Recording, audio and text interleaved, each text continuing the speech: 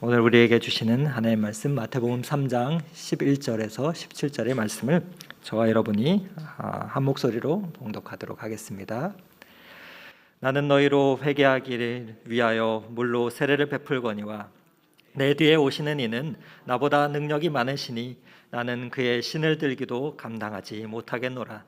그는 성령과 불로 너희에게 세례를 베푸실 것이요 손에 키를 들고 자기의 타작마당을 정하게 하사 알곡은 모아 곳간에 들이고 쭉정이는 꺼지지 않는 불에 태우시리라. 이때 예수께서 갈릴리로부터 요단강에 이르러 요한에게 세례를 받으려 하시니 요한이 말려 이르되 내가 당신에게서 세례를 받아야 할 터인데 당신이 내게로 오시나이까. 예수께서 대답하여 이르시되 이제 허락하라. 우리가 이와 같이 하여 모든 의를 이루는 것이 합당하니라 하시니 이에 요한이 허락하는지라. 예수께서 세례를 받으시고 곧 물에서 올라오실새 하늘이 열리고 하나님의 성령이 비둘기같이 내려 자기 위에 임하심을 보시더니 하늘로부터 소리가 있어 말씀하시되 이는 내 사랑하는 아들이요 내 기뻐하는 자라 하시니라. 아멘. 평안하십니까? 네, 강건히 잘 지내시고 계시죠? 네. 만왕의 왕 되신 우리 하나님께서 오늘도 예배하는 이 자리와 또 온라인으로 예배 자리에 나오신 모든 우리 성도님들의 삶을 지켜주시기를 간절히 소망합니다. 계속해서 저와 여러분이 마태복음을 보면서 왕의 복음인 마태복음을 한 절 한 장 살펴보면서 나아가고 있습니다. 지난 시간 마태복음 1장의 왕의 족보와 또 2장의 그 왕을 기다렸던 사람들의 다양한 반응들을 뒤로하고 이어지는 오늘 마태복음 3장은 어떻게 보면 마태복음의 본론이 시작되는 그러한 부분이라 할 수 있습니다. 2장이 끝남과 동시에 이어지는 이 3장 사이에는 30년이라는 세월이 훌쩍 지나가게 됩니다. 그러면서 메시아기를 예비하는 세례 요한의 그 선포와 또 세례를 받으시는 예수님의 모습, 즉 메시아로서의 그 사역을 준비하는 사건들이 등장합니다. 바로 왕의 취임식이라 할 수 있는 그 장면이 나타났는데 오늘은 공간복음서에서 모두 기록하고 있는 매우 중요한 사건인 이 예수님의 수세 사건을 이야기를 살펴보면서 저와 여러분의 은혜를 나누기를 원합니다. 먼저 말씀을 자세히 살펴보기 전에 한 이야기를 들려드리겠습니다. 영국의 한 도시에 같은 날 두 아이가 태어나게 됩니다. 한 아이는 궁전에서 왕자로 태어났던 에드워드 왕자였습니다. 이와 달리 다른 한 아이는 가난한 집에서 태어난 톰 캔디라는 아이였습니다. 톰은 망나니 같은 가난한 아버지 밑에서 자라면서 사람들에게 동냥과 국어를 강요당하며 그렇게 자라나게 됩니다. 그런 그에게 동네 교회 신부님은 이 톰 캔디를 품으면서 재미난 이야기와 또 왕자의 모험 이야기들을 들려주며 글도 가르쳐 줍니다. 톰은 이러한 과정 형편 속에서도 그런 도움으로 말미암아서 그런지 그나마 바르게 자라나게 됩니다. 재미나게 들었던 그런 이야기 때문이었을까요? 어느 날 톰은 거리를 걷다가 궁전 앞을 지나가게 됩니다. 그러다 톰의 시야에 궁전에 거늘던 왕자의 모습이 들어오게 됩니다. 그런 왕자의 모습을 조금이라도 가까이 가서 보려고 왕궁 가까이 다가가는 톰을 경비병들은 제한하며 톰을 쫓아내려고 합니다. 그때 이를 본 왕자는 오히려 이 병사를 꾸중하면서 그 톰을 자신의 방으로 데려가지요. 그러면서 그 자신의 방에서 톰과 왕자는 궁전 밖의 이야기를 한참 동안이나 나누며 듣습니다. 그러한 궁전 밖의 이야기를 듣던 이 왕자는 거울을 보면서 서로가 너무나도 닮아 보인다라고 말하며 서로 옷을 한번 바꿔 입어보자고 제안을 하게 되죠. 그렇게 옷을 바꿔 입자 누가 거지고 또 누가 왕자인지 알아볼 수 없을 정도였습니다. 옷을 바꿔 입은 채로 입고 있던 그 왕자는 에드워드는 톰을 남아왔던 그 병사를 혼내주겠다며 밖으로 나갔다가 바뀐 옷 때문에 이를 못 알아보았던 그 병사에 의해서 궁전 밖으로 내던져집니다. 그리고 거짓 소년 톰은 에드워드 왕자로, 또 왕자는 거짓 소년 톰으로 둘의 세상은 뒤바뀌게 됩니다. 거리를 헤매던 에드워드 왕자는 그렇게 톰의 아버지의 켄티에게 잡혀서 집으로 돌아가게 됩니다. 끌려가게 됩니다. 자신은 왕자라고 소리치지만 정신 나간 녀석이라는 그러한 취급만 당할 뿐이었습니다. 궁전에 남은 톰도 당황스럽기는 마찬가지였습니다. 궁전에는 사람들은 평소와 다른 이상한 행동을 하는 그 왕자의 모습, 톰의 모습을 보면서 왕자가 정신이 나갔다, 이상해졌다고 여깁니다. 설상가상으로 시간이 지나자 왕자의 아버지인 왕은 갑자기 병에 시름시름 앓기 시작합니다. 그러면서 병에 들어 죽게 됩니다. 그 바람에 톰은 왕이 되어야 할 그러한 지경에 이르게 됩니다. 톰이 이렇게 우왕좌왕하며 왕자로 지내는 동안 또 에드워드는 에드워드대로 죽을 고비를 여러 차례 넘기게 되죠. 아무도 진실을 믿어주지 않고 계속 도둑질과 구걸을 강요당하는 그러한 끔찍한 일들의 일상의 연속이 이어집니다. 그러다 어느 날 에드워드는 왕이 죽고 새로운 왕이 황태자가 된다는 그러한 소식을 전해 듣게 됩니다. 그리고는 한 사람의 도움으로 다시금 궁으로 우여곡절 끝에 도착하게 되죠. 그러면서 마침 열리게 되었던 그 대관식장에서 에드워드는 그리고 톰은 다시 만나게 됩니다. 왕자의 옷을 입고 생활을 하며 대관식 자리에서 왕이 될 뻔했던 톰은 에드워드가 진짜 왕자다, 진짜 왕임을 밝힙니다. 그런 거짓 소년이 어떻게 왕자이냐 하는 그 말들에 에드워드는 또한 숨겨둔 옥새를 보이면서 자신이 진짜 왕임을 증명하게 되죠. 그러면서 그렇게 손에 땀을 쥐게 하던 그 왕자와 또 거짓 소년의 해프닝은 마무리가 됩니다. 거짓 소년의 삶을 체험하였던 그 세상의 고난과 아픔을 경험한 이 왕자 에드워드는 이후에 백성들의 마음을 잘 헤아리며 돌보는 훌륭한 왕이 되었다고 합니다. 어릴 적 한 번쯤은 들으셨을 이 이야기는 아동용 이야기로 알려져서 동화라는 인식이 우리에게는 있습니다. 그러나 이는 미국의 유명한 작가였던 마크 트웨인이 1881년에 발표한 왕자와 거지 소설의 내용입니다. 강한 사회의 풍자를 통해서 당시의 사회와 또 오늘날까지도 교훈을 주는 이야기라 생각이 됩니다.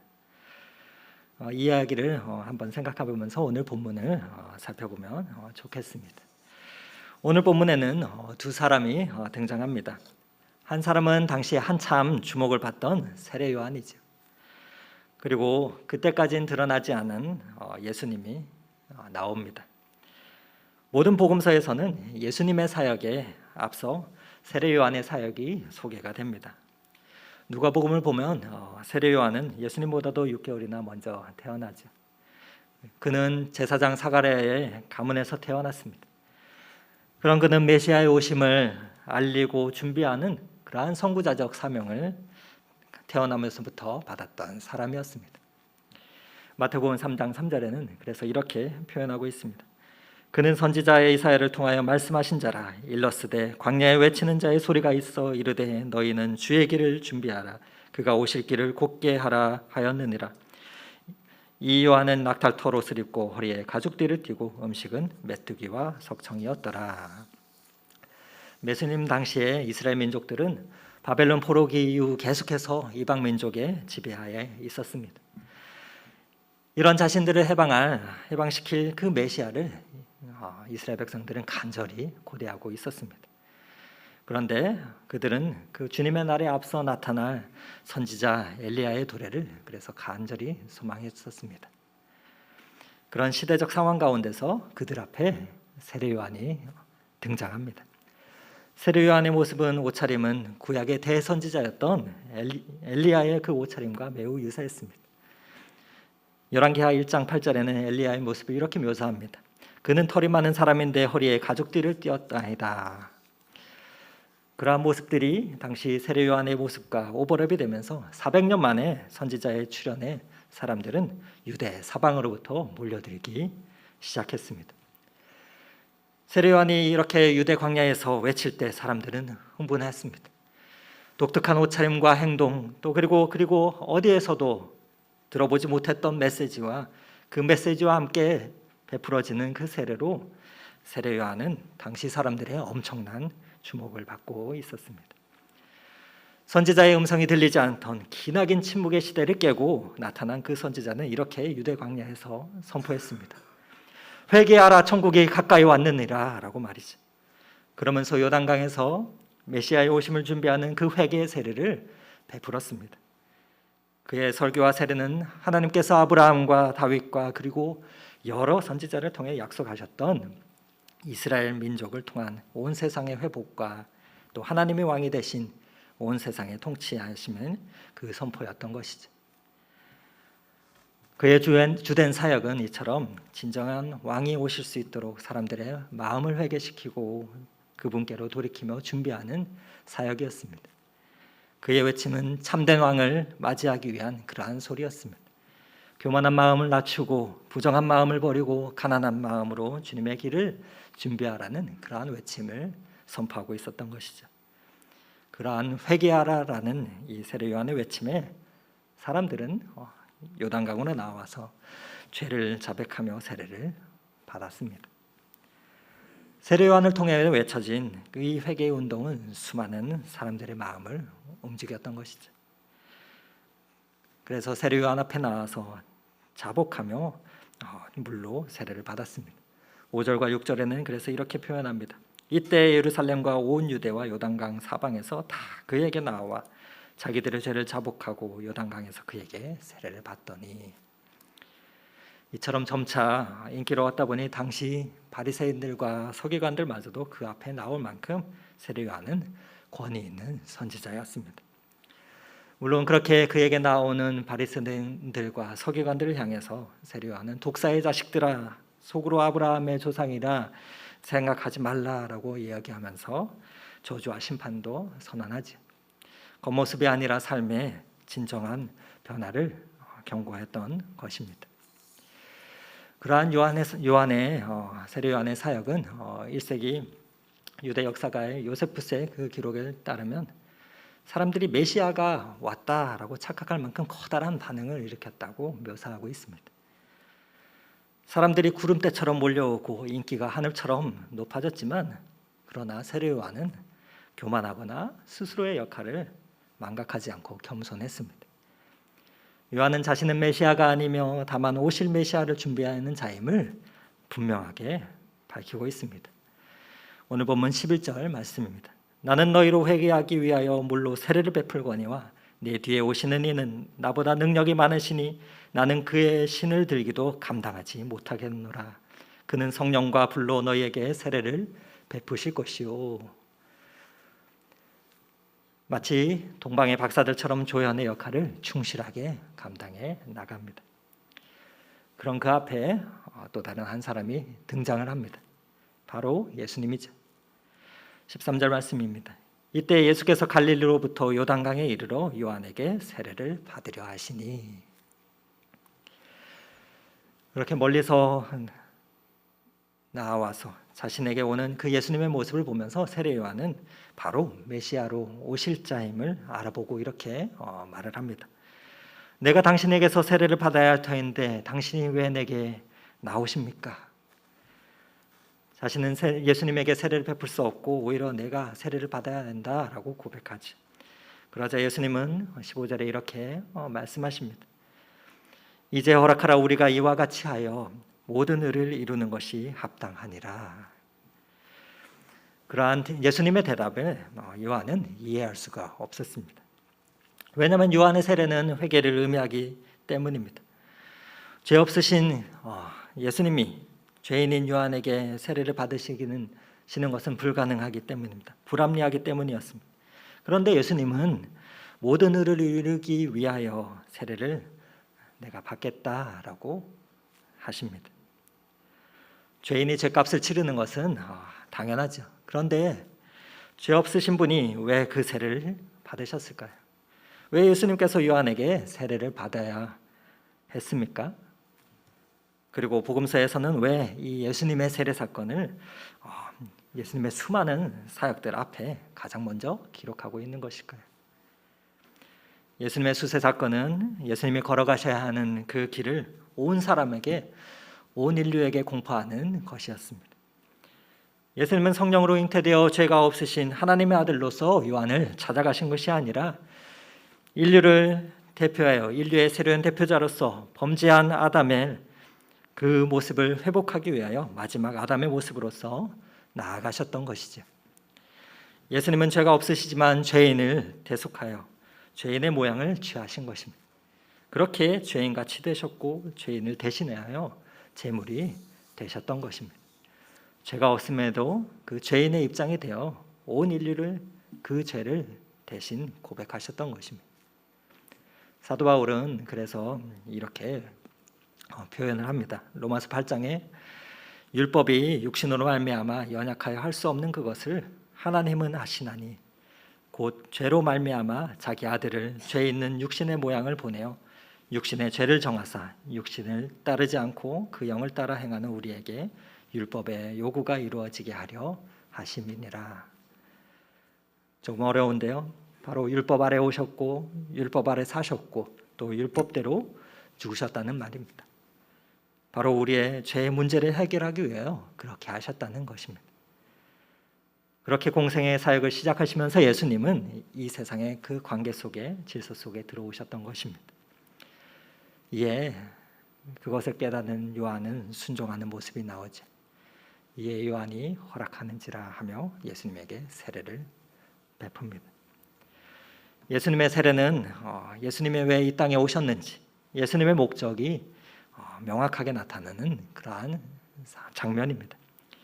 만왕의 왕이 육신의 몸을 입고서 사람같이 되셨고 또 이 땅에 오셨듯이 다른 이들처럼 세례를 받으시며 그렇게 하나님 나라의 구속의 그 사역을 시작하셨던 것입니다. 주님은 세례 요한에게 그렇게 세례를 받으심으로 요한에게는 지금까지 천국을 준비하는 그 시대를 마무리하게 하시며 자신은 메시아로서의 그 사역을 출발하는 그 기점을 삼으셨던 것입니다. 그렇게 다시 세우실 하나님 나라의 왕으로서의 그 사역을 출발하셨던 것입니다. 우리 예수님의 그 세례는 이러한 모든 하나님의 의를 이루는 사건이자 또 예수님은 메시아이시며 고난으로서 그 고난을 받는 종으로서의 그 모습을 온전히 세워나가게 되셨던 것입니다. 이후에 어떠한 일들이 벌어집니까? 우리 본문 16절에서 17절 말씀인데 저와 여러분이 함께 읽어보도록 하겠습니다. 예수께서 세례를 받으시고 물에서 올라오실새 하늘이 열리고 하나님의 성령이 비둘기같이 내려 자기 위에 임하심을 보시더니 하늘로부터 소리가 있어 말씀하시되 이는 내 사랑하는 아들이요 내 기뻐하는 자라 하시니라. 우리 예수님께서 세례를 받으시고 물에서 올라오실 때 성령이 예수님께 내려오십니다. 그리고 하늘로부터 하나님의 음성이 들립니다. 이는 내 사랑하는 아들이요 내 기뻐하는 자라. 이는 내 사랑하는 아들이요 내 기뻐하는 자라라고 말입니다. 성령으로 잉태되신 하나님의 아들이요 오시기로 약속하셨던 그 메시아였지만 범죄한 아담과 이스라엘이 되어 세례를 받으신 그 예수님에게 하나님은 하늘의 임재와 능력인 그 성령을 보내십니다. 그러면서 예수가 자신이 사랑하는 아들이며 기뻐하는 자임을 공개적으로 선언하셨던 것입니다. 그런 면에서 우리 예수님의 이 세례는 메시아로서의 그 공생의 사건의 사역의 시작을 공식적으로 알리는 예수님의 취임식이라고도 볼 수가 있습니다. 오늘날에도 대통령의 취임식은 단순한 행사가 아니죠. 그것은 그가 어떠한 지도자가 될 것이며 또 앞으로 어떠한 철학이나 비전을 가지고 나라를 경영할지를 보여주는 그러한 사건입니다.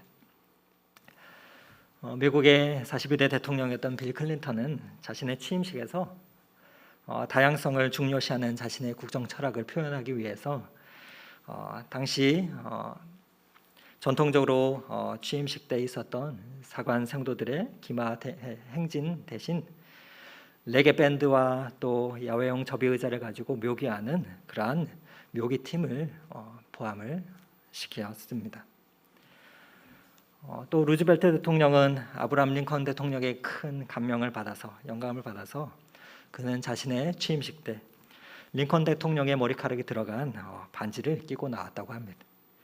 링컨 대통령처럼 나라를 통치하겠다 하는 그 다짐을 그렇게 표현한 것이겠죠. 예수님의 세례의 모습은 비록 전통적인 그러한 모습의 대관식의 모습은 아니었지만 하나님 나라의 왕이신 예수님이 어떠한 분이시며 어떻게 사역하실지에 대한 특별한 그 메시지를 우리에게 전달해주고 있습니다.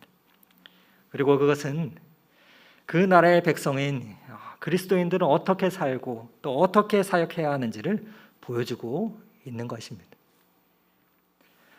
그러나 당시 유대인들은 받으시는 예수님을 알지 못하였습니다.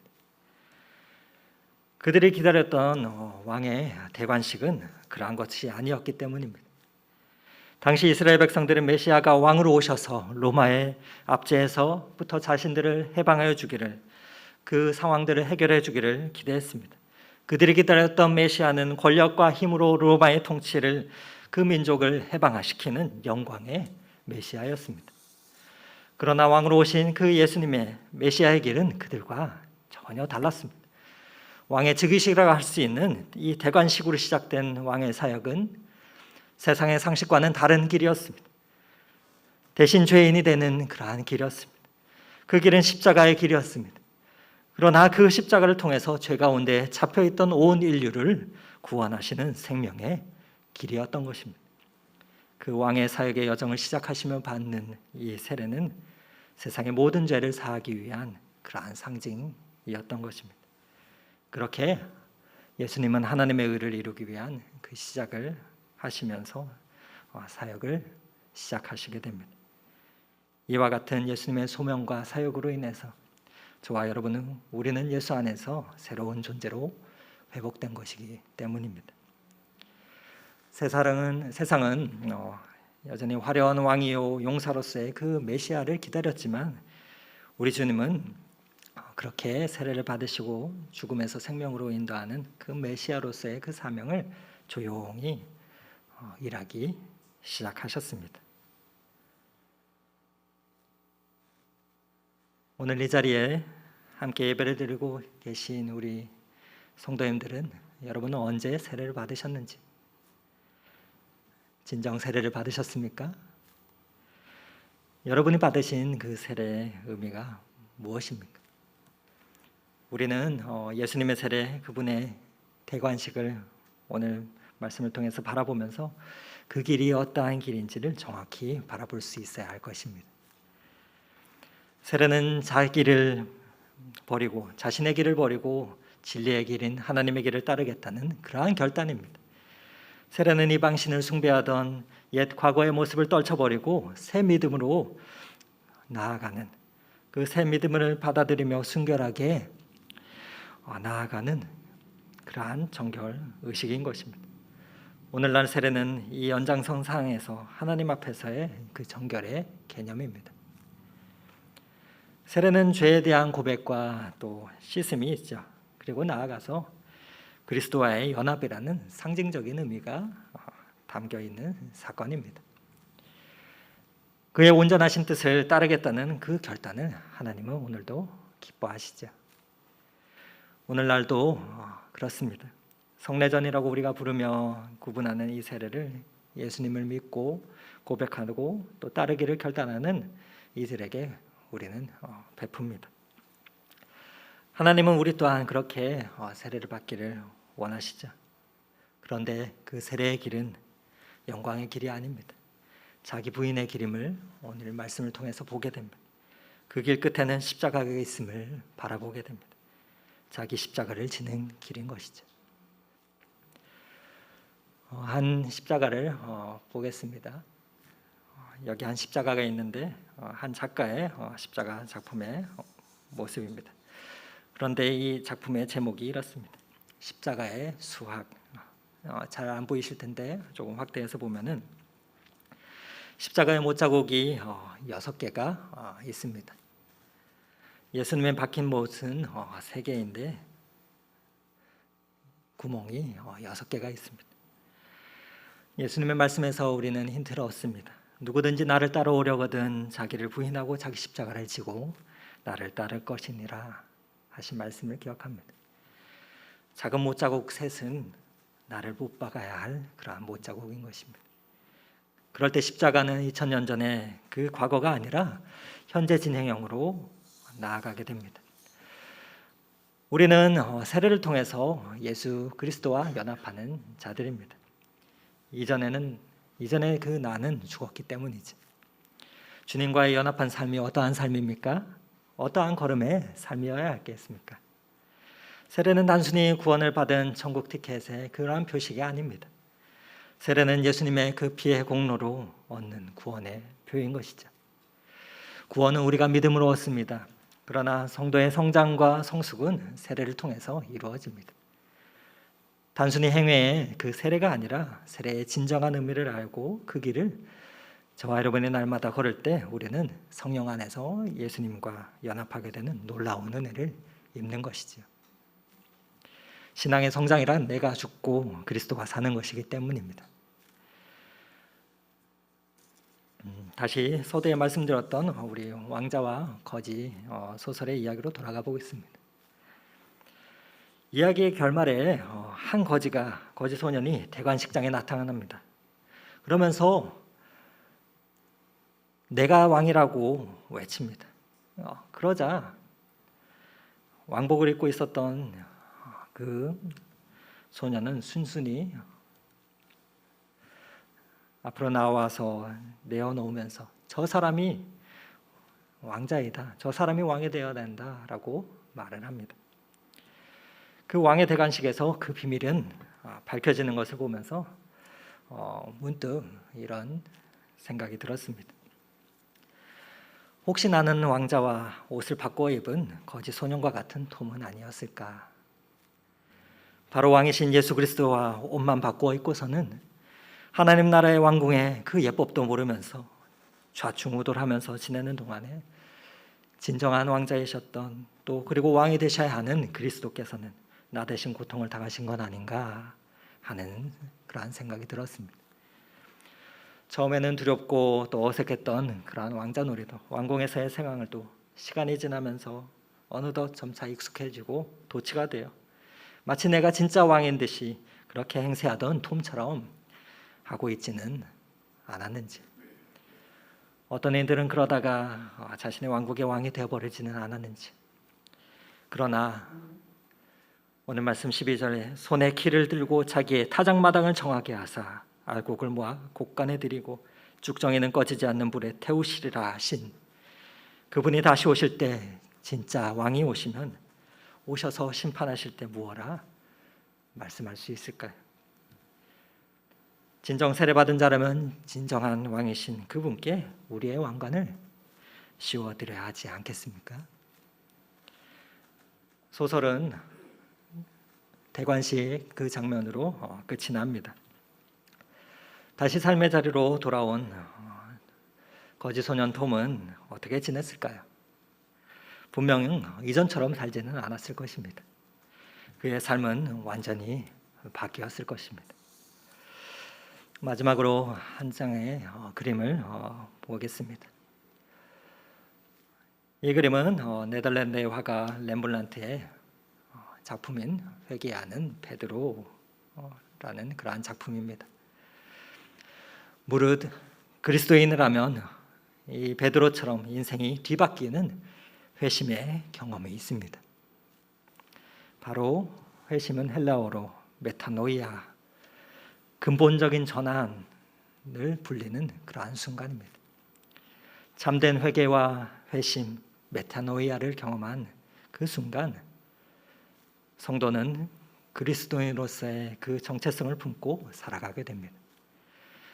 진정한 세례를 받는 모든 성도의 삶은 이와 같이 바뀌게 됩니다. 구약시대부터 현대까지 오늘에까지 이르기까지 수많은 이들로 하여금 그렇게 자기를 부인하고 하나님과 그의 나라와 연합하여 살아가게 하기 때문에 그렇습니다. 요한일서의 한 말씀을 읽고 말씀을 마치려고 하는데요. 요한일서 5장 4절에서 8절의 말씀입니다. 무릇 하나님께로부터 난 자마다 세상을 이기느니라. 세상을 이기는 승리는 이것이니 우리의 믿음이니라. 예수께서 하나님의 아들이심을 믿는 자가 아니면 세상을 이기는 자가 누구냐? 이는 물과 피로 임하신 이시니 곧 예수 그리스도시라. 물로만 아니요 물과 피로 임하셨고 증언하는 이는 성령이시니 성령은 진리니라. 증언하는 이가 셋이니 성령과 물과 피라. 또한 이 셋은 합하여 하나이니라. 성도는 예수 그리스도의 그 피로 구원을 얻고 물로써 세례를 받음으로써 자기를 부인하는 자들입니다. 그리고 성령을 덧입어 내가 아닌 그리스도가 사는 나의 인생이 아닌 우리 주님의 구속의 사역을 대행하는 그러한 삶을 사는 자들입니다. 바로 왕과 같은 제사장으로서의 그 삶을 사는 자들인 것이죠. 세상을 이기는 성령의 사람이 되는 것입니다. 그러한 십자가의 길을 걷는 이들에게 하나님은 오늘도 예수님께 들려주셨던 그 음성을 우리에게도 동일하게 들려주십니다. 바로 이는 내 사랑하는 아들이요 내 기뻐하는 자라. 이는 내 사랑하는 딸이요 내 기뻐하는 자라 하십니다. 오늘 이 음성이 다시금 그러한 결단과 또 발걸음으로 걸어가기를 원하는 저와 여러분의 영혼에 울리기를 오늘 이 말씀을 의지하여 축원을 드립니다.